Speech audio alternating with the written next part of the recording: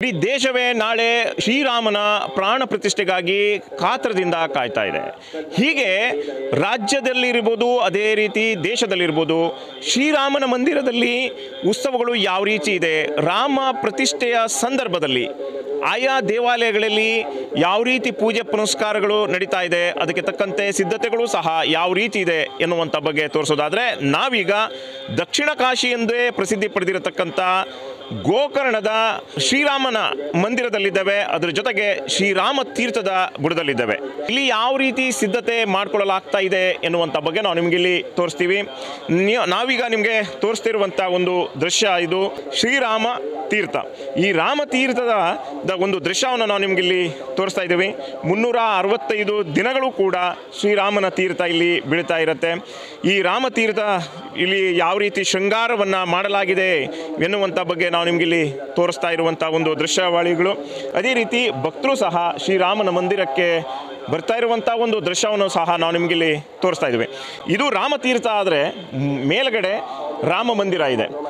ಈ ರಾಮ ಮಂದಿರ ನಿರ್ಮಾಣ ಆಗಲು ಪೌರಾಣಿಕವಾದಂಥ ಒಂದು ಇತಿಹಾಸ ಇದೆ. ಯಾಕಪ್ಪ ಅಂದರೆ ರಾಮಾಯಣದಲ್ಲಿ ರಾವಣನ ಹತ್ಯೆ ಆಗುತ್ತೆ. ಶ್ರೀರಾಮ ರಾವಣನ ಹತ್ಯೆ ಮಾಡಿದಂಥ ಒಂದು ಸಂದರ್ಭದಲ್ಲಿ ಅವರಿಗೆ ಋಷಿಮುನಿಗಳು ನೀವು ಶಾಪವನ್ನು ಪರಿಹಾರ ಮಾಡಿಕೊಳ್ಬೇಕು, ಅಂದರೆ ಬ್ರಹ್ಮಹತ್ಯಾ ದೋಷ ಶಾಪವನ್ನು ಪರಿಹಾರ ಮಾಡಿಕೊಳ್ಬೇಕು ಎನ್ನುವಂಥ ಒಂದು ನಿಟ್ಟಿನಲ್ಲಿ ದಕ್ಷಿಣ ಕಾಶಿಯಾದಂಥ ಗೋಕರ್ಣಕ್ಕೆ ಹೋಗಿ ತಪಸ್ಸು ಮಾಡಿ ಅಲ್ಲಿ ನಿಮ್ಮ ಬ್ರಹ್ಮಹತ್ಯಾ ದೋಷವನ್ನು ಪರಿಹಾರ ಮಾಡಿಕೊಳ್ಬೇಕು ಎನ್ನುವಂಥ ಒಂದು ನಿಟ್ಟಿನಲ್ಲಿ ಅವರಿಗೆ ಸಲಹೆ ಸೂಚನೆಗಳು ಸಿಗುತ್ತವೆ.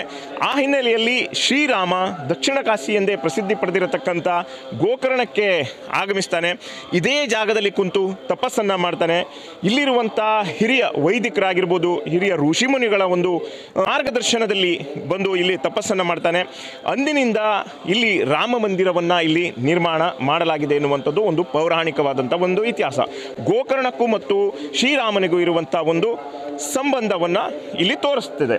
ಅದೀಗ ನಾಳೆ ನಡೆಯುವಂಥ ಒಂದು ಪ್ರಾಣ ಪ್ರತಿಷ್ಠೆಯ ಸಂದರ್ಭದಲ್ಲಿ ಗೋಕರ್ಣದ ರಾಮ ಮಂದಿರದಲ್ಲಿ ಯಾವ ರೀತಿ ಸಿದ್ಧತೆಗಳು ನಡೀತಾ ಇದೆ ಎನ್ನುವಂಥ ಬಗ್ಗೆ ನಾವು ನಿಮಗಿಲ್ಲಿ ತೋರಿಸ್ತಾ ಇದ್ದೀವಿ. ಈಗಾಗಲೇ ರಾಮ ಮಂದಿರವನ್ನು ಸಂಪೂರ್ಣವಾಗಿ ಕೇಸರಿಮಯವಾಗಿ ಮಾಡಲಾಗಿದೆ. ಇಲ್ಲಿ ತಳಿರು ತೋರಣಗಳಿಂದ ಶೃಂಗಾರವನ್ನು ಮಾಡಲಾಗಿದೆ. ಸಾಕಷ್ಟು ಭಕ್ತಾದಿಗಳು ಇವತ್ತೇ ಇಲ್ಲಿ ಆಗಮಿಸ್ತಾ ಇದ್ದಾರೆ. ಶ್ರೀರಾಮನ ಒಂದು ದರ್ಶನವನ್ನು ಪಡಿತಾ ಇದ್ದಾರೆ. ಅಯೋಧ್ಯೆಯಲ್ಲಿ ಶ್ರೀರಾಮ ಪ್ರತಿಷ್ಠಾಪನೆ, ಪ್ರಾಣ ಪ್ರತಿಷ್ಠಾಪನೆ ಈಗಾಗಲೇ ಕಾತರದಿಂದ ದೇಶ ಕಾಯ್ತಾ ಇದೆ. ಅಯೋಧ್ಯೆಗೆ ಹೋಗಲಾಗದಂಥ ಒಂದು ಭಕ್ತಾದಿಗಳು ಇವತ್ತು ಗೋಕರ್ಣಕ್ಕೆ ಬಂದು ರಾಮನ ಒಂದು ದರ್ಶನವನ್ನು ಪಡಿತಾ ಇದ್ದಾರೆ. ಇನ್ನು ದೇವಾಲಯದ ಒಳಗಡೆ ಯಜ್ಞ ಯಾಗಾದಿಗಳು ಸಹ ನಡೀತಾ ಇದೆ. ವಿದೇಶಿಗರು ಸಹಿತ ಬಂದು ಇಲ್ಲಿ ತಪಸ್ಸನ್ನು ಮಾಡ್ತಾ ಇದ್ದಾರೆ, ಧ್ಯಾನವನ್ನು ಮಾಡ್ತಾ ಇರುವಂಥ ಒಂದು ದೃಶ್ಯವನ್ನು ನಾವು ನಿಮಗಿಲ್ಲಿ ತೋರಿಸ್ತಾ ಇದ್ದೀವಿ. ಭಾರತೀಯ ಸಂಸ್ಕೃತಿಯನ್ನು ತಿಳಿಬೇಕು, ಭಾರತೀಯ ಸಂಸ್ಕೃತಿಯನ್ನು ಅರಿಬೇಕು ಎನ್ನುವಂಥ ಒಂದು ನಿಟ್ಟಿನಲ್ಲಿ ಬಂದಂಥ ವಿದೇಶಿಗರು ಇವತ್ತು ರಾಮ ಮಂದಿರದಲ್ಲಿ ಕುಂತು ಧ್ಯಾನವನ್ನು ಮಾಡ್ತಿರುವಂಥ ಒಂದು ದೃಶ್ಯ ಇದು.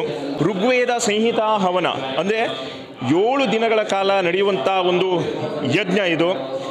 ಕಳೆದ 17ನೇ ತಾರೀಕಿನಿಂದ ಆರಂಭವಾದಂಥ ಈ ಋಗ್ವೇದ ಸಂಹಿತಾ ಹವನ 23ನೇ ತಾರೀಕಿನಂದು ಪೂರ್ಣಾಹುತಿ ಆಗುತ್ತೆ. ಅದರ ಜೊತೆಗೆ ಅಯೋಧ್ಯೆಯಲ್ಲಿ ರಾಮನ ಪ್ರಾಣ ಪ್ರತಿಷ್ಠಾಪನಾ ಸಂದರ್ಭದಲ್ಲಿ ಇಲ್ಲಿ ಒಂದು ದೊಡ್ಡ ಮಟ್ಟದಲ್ಲಿ ಉತ್ಸವ ನಡೆಯುತ್ತೆ.